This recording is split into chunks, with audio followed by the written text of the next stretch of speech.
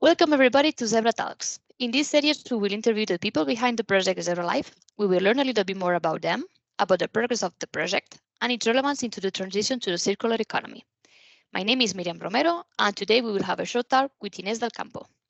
Ines is a chemical engineer with more than 20 years of experience in the fields of biochemical conversion and transformation of biomass and biowaste into biofuels and bio-based products. Currently, she is Senior Project Manager at the Biomass Department of CENER, the National Renewable Energy Center of Spain. In the last year, she has been coordinating or participating as work package leader in several European funded projects. And today, Ines is here because she is the co-coordinator of the Zebra Life project.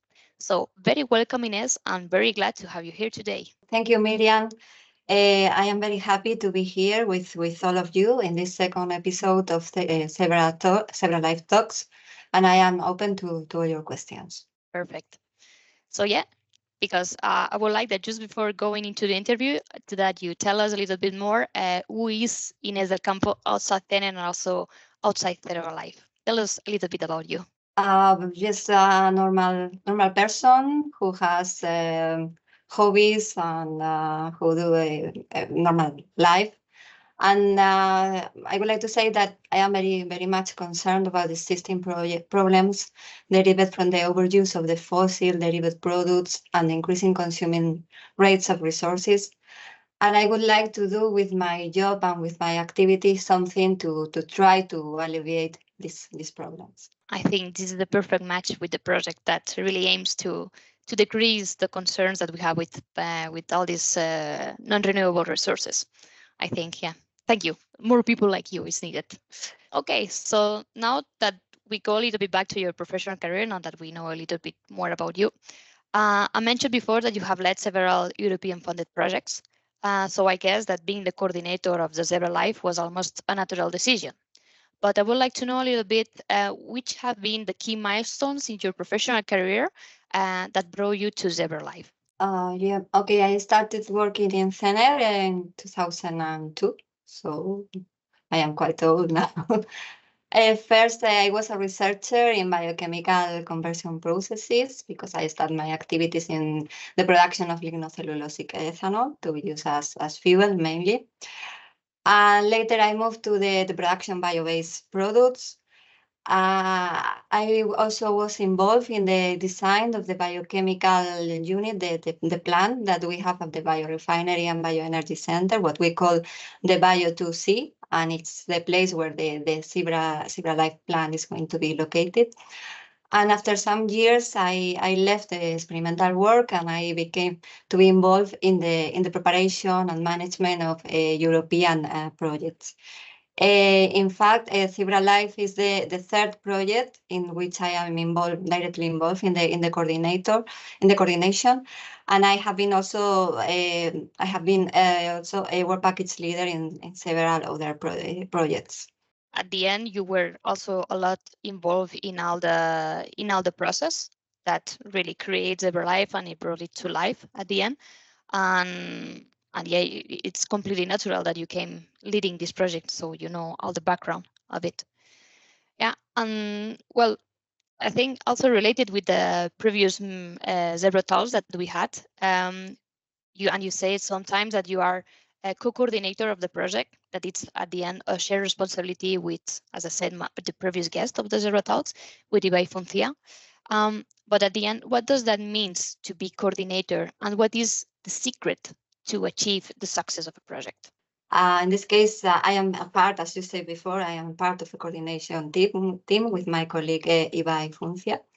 It's similar to be the music conductor in the orchestra. We are responsible of handling that everything goes well. We have to be sure that everything at the financial, administrative, and the project course is going well. Everything is running smoothly. So this includes the managing deadlines, workflow, project budget, and scheduling meetings as well. So this means that the people executing the project coordinator must have good organizational, communication, and leadership skills to ensure that everything goes well in the project consortium, and that the consortium understand their roles and responsibilities and is moving towards the same objective. But I think that not only the role of the coordinator is important, I would also like to put in value all the consortium partner contribution and their strong interaction and commitment with the successful project development. I really like your comparison with an orchestra because I think it's really similar to that. And yeah, the role at the end of the coordinator is that everything sounds good. Yeah, so very important task. And also in this specific consortium, you said that it's also really important that all the partners also are doing what is intended to do. And this consortium, as I said, specifically in ZEBRALife, is composed by several apparently unconnected partners. So coming from really different industries, such we have food, rubber, cosmetic, fuel, lubricants. We have also the pulp and paper industry, biotechnology partners, and also research centers and consultancy. So having a so diverse consortium, what do you think are the main benefits and also the challenges of leading a consortium of this kind? And maybe as you have experience with other projects, have you experienced any difference between ZEBRALife and any other project that you have coordinated before? In the case of ZEBRALife, I think the composition of the consortium, as you say, is there are very different roles and activities, but I think that is very positive to have these partners on board and very productive as well. They come from different sectors, from fuels, the food, the cosmetics. But I think it can help us to realize that we have everybody has certain points in common, because we realize that we use the same. In the end, we use the same products. In the case, we have the additives that link everybody. We put additives in fuels, antioxidants in fuels, in food, in cosmetics, in rubber. So it's the common thing in all the consortium. And I think that this can be used in some other sectors and shows us the great scope of our activities in the development of circular bio-based products. Moreover, the interactions of partners from different organizations, in this case, research and development centers, private companies, consultancies, as it happens in other similar projects, contributes to a better and more realistic definition and development of the objectives and the achievement of the impacts. And regarding the differences between ZEBRA and other projects, I think in this case, as it is a European project, but it has the particularity that all the members are from Spain, so we don't have to change the language in the meeting, so we don't have to speak in English. In private, we can speak in Spanish. And I think that we have very good consortium here, where people is very participative and they commit in with the work, and we have very good discussion in the project meetings, and I think it's a very good consortium, very high quality consortium. Yeah, I also do agree with that, because I think it's a really good consortium from different perspectives. From a technical point of view, well, we have the whole value chain of the project. So from the producers or the producers of the lignin till the technology developers, the end users, and at the end we also have the ones that will finally commercialize the technology. So really round, so really matching with the circular economy. And in addition, I think, as you said, well, all the partners are really good. It's really easy to work with all of them. So at the end, it's a perfect match in all the senses. And yeah, we are coming to the end of the talk. And as a very last question, I would like to ask you about ZEBRALife.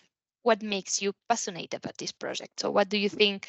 Why do you think that these kind of projects are needed and are so important and relevant in the current context? But I am passionate of everything related to circular bio-based economy, as I said before at the start of the interview. And I think that this kind of projects can play a very relevant role in the green transition and the reduction in the use of fossil derivative products. Because in this case, we are using a waste or a subproduct to obtain other products. So we made a circular valorization of the materials.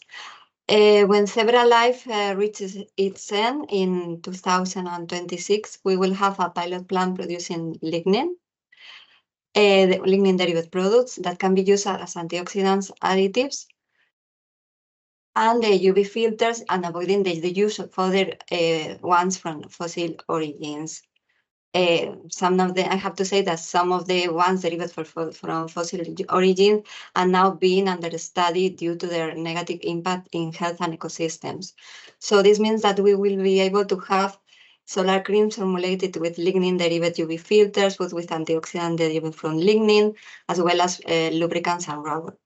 So these days we are living a very important moment because we are living a green and circular revolution, and the people is starting to be more concerned about the lack of the resources and the problems derived for the overuse of fossil products. So it's good to know that something is being done to alleviate it, and that there are very interesting projects like ZEBRALife, which can help to build a better and more environmentally friendly world. Yeah, I think it's really important. So and we need more projects like ZEBRALife that wants to substitute products that we have currently or we are using in our day-to-day and replace them by more sustainable products and services and so on. Yeah. So Sure. thank you very much, Ines, for agreeing to have this short talk. And to our audience, I hope that you enjoyed this interview as much as I did. And I hope that we see you soon in the next edition of the ZEBRATalks. Bye-bye. Thank you. Bye.